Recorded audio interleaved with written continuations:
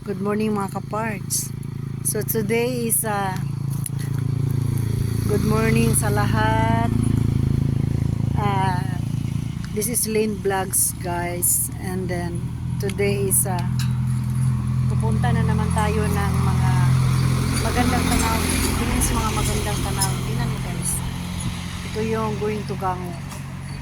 Going to Gango to discover sa mga magagandang lugar. Ganda talaga ng mga lugar dito sa Gango. Part of Bukidnon pa rin ito guys. Sa part of Bukidnon.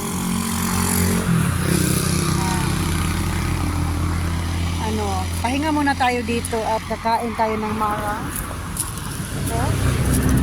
Tingnan mo guys. Ang ganda ng sa yung ano ba yan? Yung liso niya ba? At Lansones. Habang nagpapahinga. So, stop over muna tayo dito sa may daanan. Yung dyan, may mga din. Shoe yata nila paggabi. Yung, hindi ko lang alam kung anong pangalan ng resort na yan. Resto Bar. Resto Bar yata yan. So, kain muna tayo. Para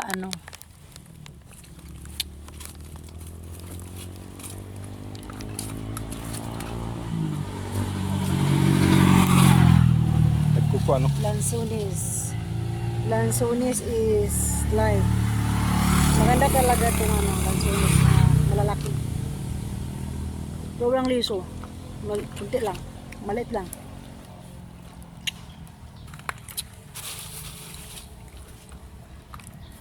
Matamis na ang Lansones ngayon kasi parang hinog na lahat. Dati maasim pang Lansones. Malalaki guys mga Lansones dito ngayon. Pero ito yung Lansones na parang sa pa yung Misamis Oriental. Kasi yung sa Camiguin maliliit yun eh. Ang variety ng mga Lansones sa Camiguin is maliliit. Pero ang sa Misamis Oriental malalaman mo kasi malalaki. Yan.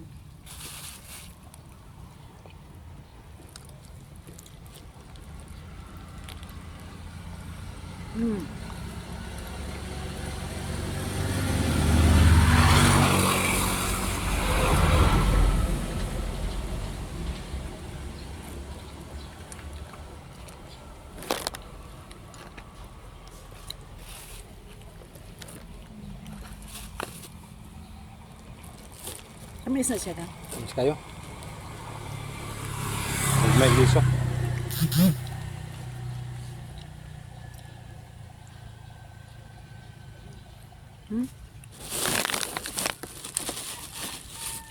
Patikim nga guys. Malaki guys, tingnan mo. Tingnan nyo. Ang laki ng niya. Mga lusok. Ano ba yan sa Tagalog? Lusok.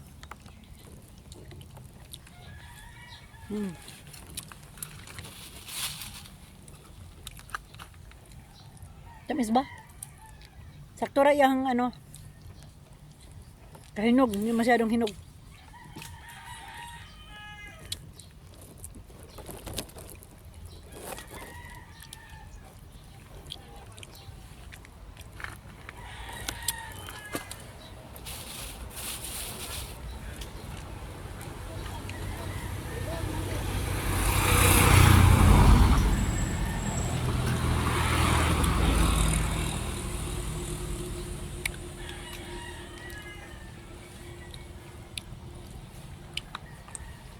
Lakas kumain ng marang.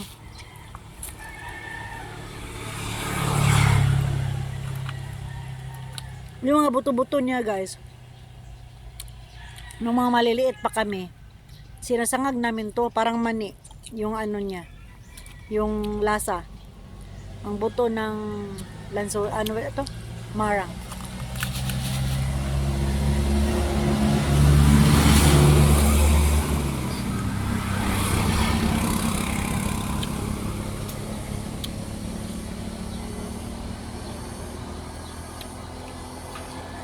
Masarap ng ano. Kasi hindi pa masyadong hinog at katamtaman lang talaga ang hinog niya. Tamis nila na sumis ba? Hmm.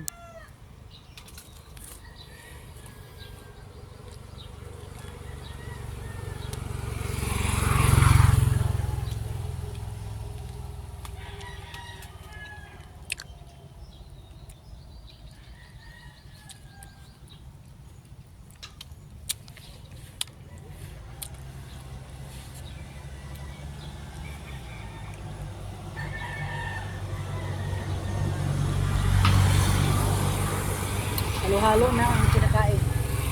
Mamaya tatalon-talon na lang para mag-shake ba. At iinom ng gatas. After pagkain nito, may lansones, may mara.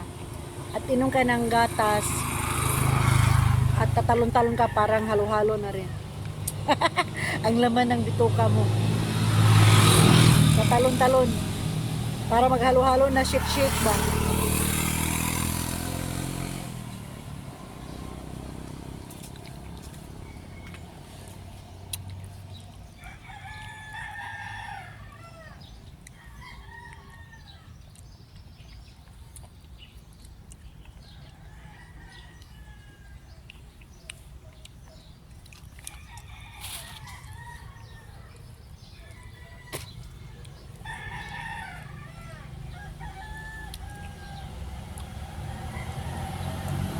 Oh, guided sila.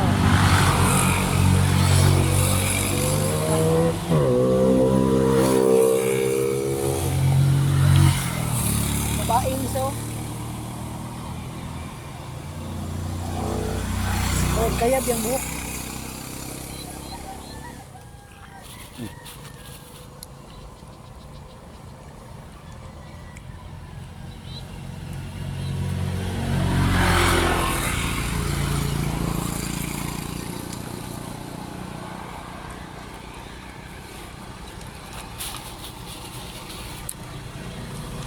Kalita ulit ani niya gang.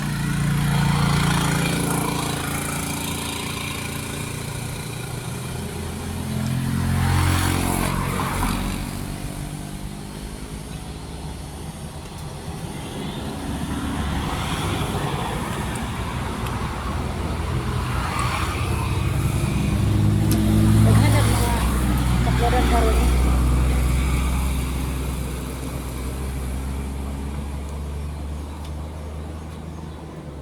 Ako nila, di mo basta-basta lang motor kay. Di patatalo sa daan.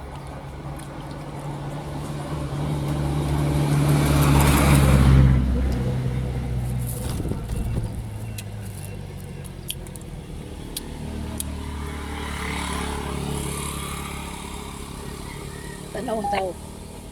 Sabi niya, busaw mo kayo tumukaon og marang tumabay, sige mo ko yung undang ingkit.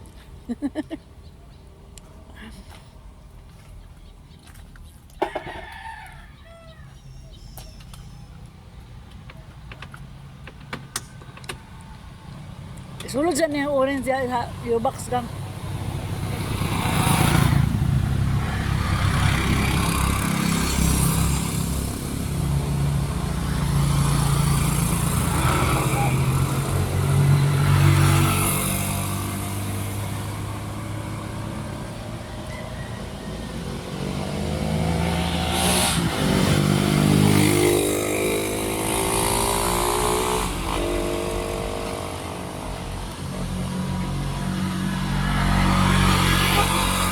Tanaw kami go. Tanaw siya. Na may artistahin diyan ng kaon marang.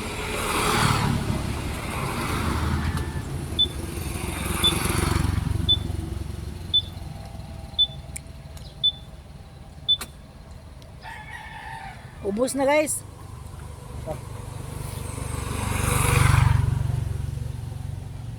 Walang natira. Mga parts, walang natira.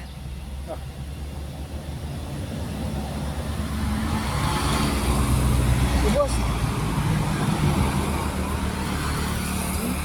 Simot-simot.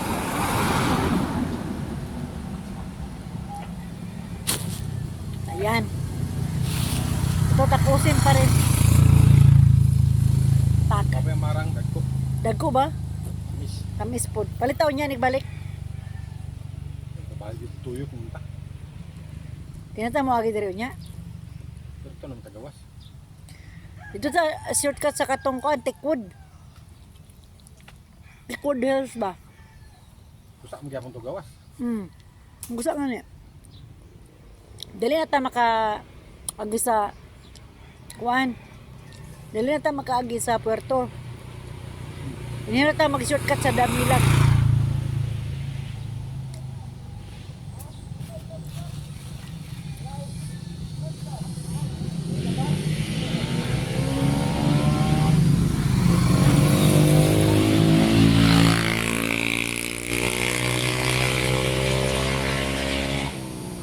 Ride to sila ba?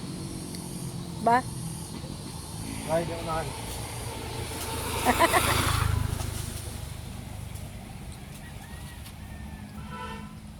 Maganda mag-ride today guys kasi Monday. At hindi masyadong maraming nagra-ride kasi pag Saturday and Sunday ang daming mga riders sa daan. Magulo. At ang landingan ng mga riders doon sa may Claveria. Doon nag-ano sila doon. Doon yung tambayan ng mga riders. Saan? Sa may Claveria guys.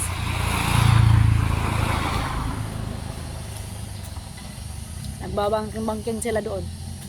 Minsan may madidisgrasya din doon kasi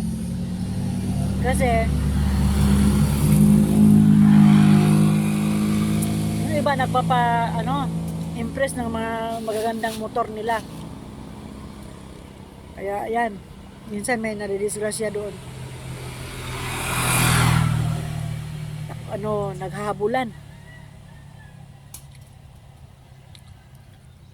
Kami, yung sa amin, hindi naman kami yung lang, explore lang kung saan-saan, hanggang saan makaabot ng kayang abutin.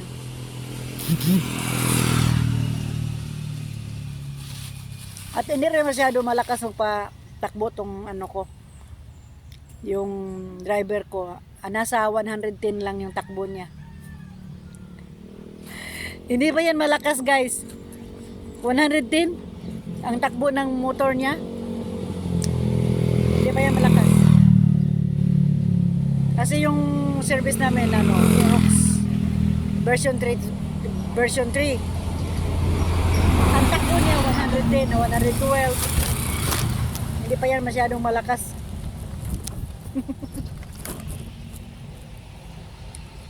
Okay lang naman malakas ang takbo mo pagka maganda ang daan, yung batuli na hindi masyadong yung free ka magpatakbo ng malakas, hindi yung balahura kang magpatakbo kahit hindi kahit alanganin ang daan, basta ka lang din talagang overtake ng kasi tayo pag guys, pag ang sasakyan natin is motor, kailangan careful tayo, kailangan kasi kunting sagi lang yan.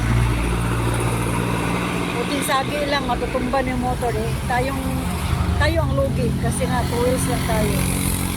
Kung 4 wheels yung mo wala silang hindi sila, safe sila, tayo ang madihado. Kaya okay lang magpatakbo ng malakas, pero make sure na yung takbo mo yung sure naman, hindi yung basta ka nalang overtake.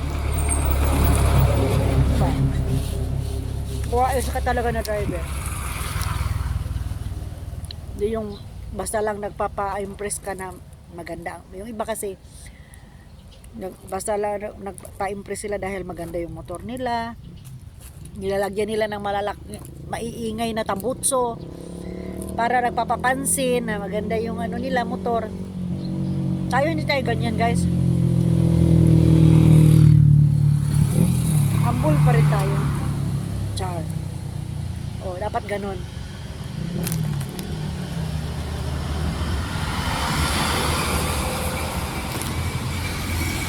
Ako talaga guys, matakaw ako sa prutas. Pag may fruits talaga akong madadaanan na ano, pag nagagala kami, tapos may mga prutas akong nadadaanan, bumibili ako ng prutas kasi ano, takaw talaga ako sa prutas. Wala akong pili. Kahit anong prutas. Lalaklakin ko talaga.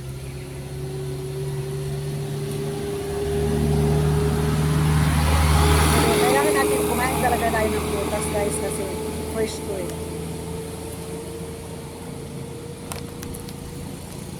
Nabubusog na ako.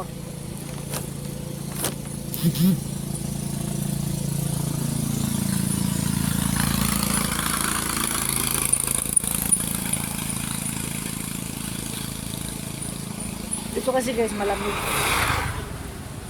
Mag-vlog ka muna guys. Kaya matutulog muna ako. Matulog daw muna yung ano, yung driver ko.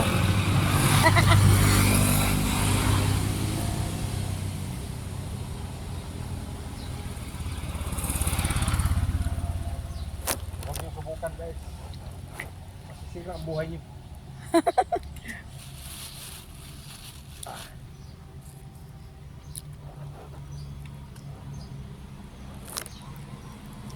Parang ano lang, parang si Fernando po Jr. Huwag niyo akong subukan. Dahil subok na ito. Parang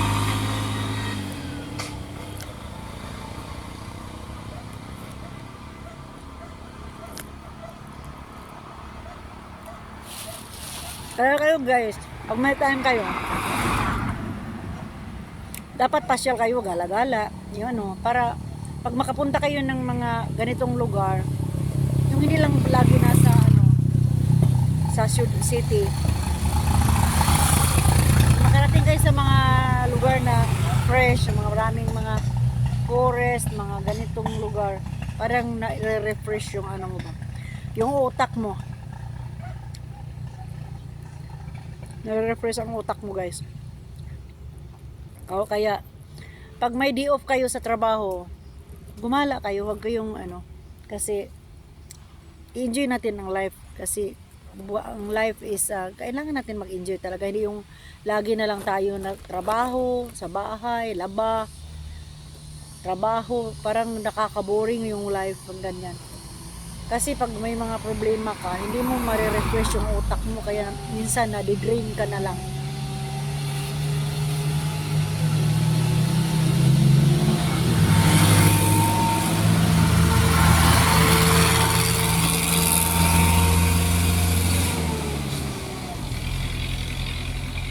May mga dumadaan na sasakyan, tinitingnan nila ako.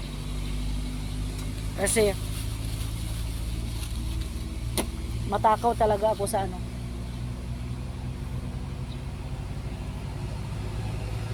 Parang sa tingin ko ito, mahugan nito, ang ganda, ang sarap nito i-ano, itanim. Hindi kaya to ano, lansones gang? Ito mga nagtubo dito ba? Parang lansones to ah.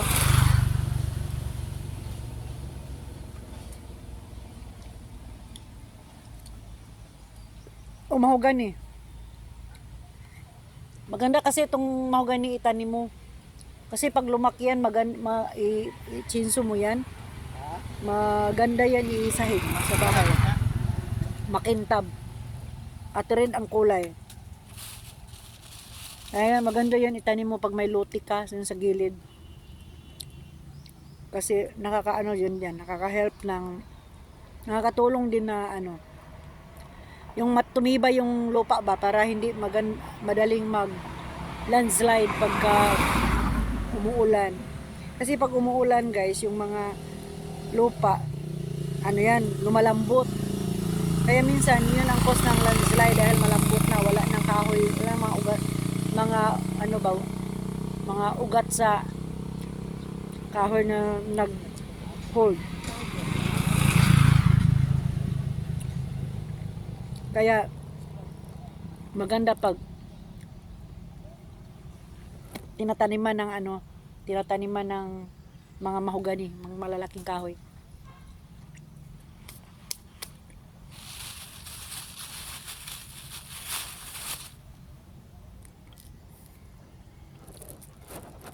Talagang sinisimot ko guys. Sinisimot ko siya. Natulog yung ano ko. Yung driver. Sweet lover. Driver na, sweet lover pa.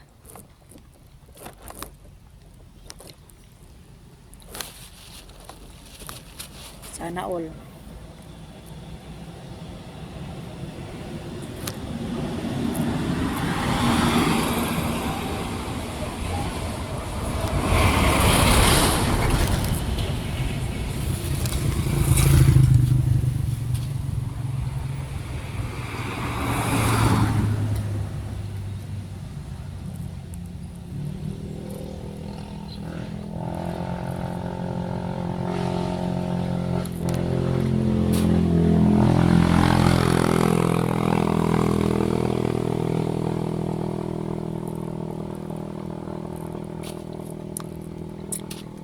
Yung ibang nasunis parang ano, nasisira. Ligpit natin to guys. Ito kasi guys, maganda to. Ilagay mo sa puno ng mga ganitong balat. Ilagay mo sa puno ng mga halaman kasi fertilizer din to guys pag nalata na. Ito. Maganda tong ano, mga ganito. Pag mabubulok to, maganda tong ilagay mo sa fertilizer ng mga puno, mga halaman mo. Mataba. Kaya pwede nating ilagay lang dyan sa puno ng ano, mahogani. Lalong tataba yan. Maganda. At itong silupin, ikip na lang natin to kasi ano, dalhin natin sa may basura kasi hindi ito na ano, hindi nalalata. Para na rin ano ba, help sa kalikasan guys. 'Di ba? So today dito lang muna ang vlogs natin guys. See you later. Punta pa tayo ng Dahilayan, Bukidnon. See you later guys on the Dahilayan. So have a nice day, have a nice trip. Lynn Vlogs guys, please subscribe my YouTube channel.